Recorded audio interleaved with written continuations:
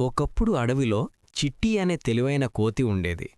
అతను చాలా చురుకుగా ఉండేవాడు మరియు అడవిలోని అన్ని జంతువులతో స్నేహంగా మెలిగేవాడు.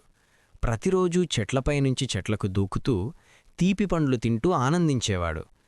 అడవికి దగ్గరగా ఒక పెద్ద నది ఉండేది. ఆ నదిలో ఒక మొసలి నివసించేది. ఒకరోజు ఆ మొసలికి కోతితో స్నేహం చేయాలని అనిపించింది. కోతి ఆనందంగా స్నేహాన్ని అంగీకరించాడు. ప్రతిరోజూ కోతి చెట్టులోని పండ్లను తీసుకువచ్చి మొసలితో పంచుకునేవాడు.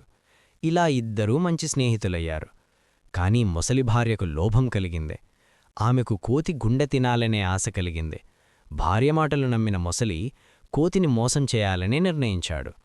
ఒకరోజు నదిని దాటడానికి తన వెనుక కూర్చోమని మొసలి కోతిని అడిగాడు. నది మధ్యలోకి చేరుకున్నాక మొసలి తన కుట్రను బయటపెట్టాడు.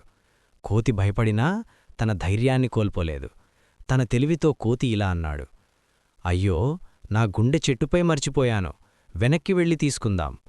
మొసలి అతని మాటలు నమ్మి తిరిగి ఈదాడు. ఒడ్డుకు చేరగానే కోతి వెంటనే చెట్టుపైకి ఎక్కి తన ప్రాణాన్ని కాపాడుకున్నాడు. నీతి: తెలివితేటలు పెద్ద ప్రమాదం నుంచి కూడా మనలను రక్షించగలవు. మరిన్ని వీడియోస్ కోసం మా ఛానల్ను సబ్స్క్రైబ్ చేయండి.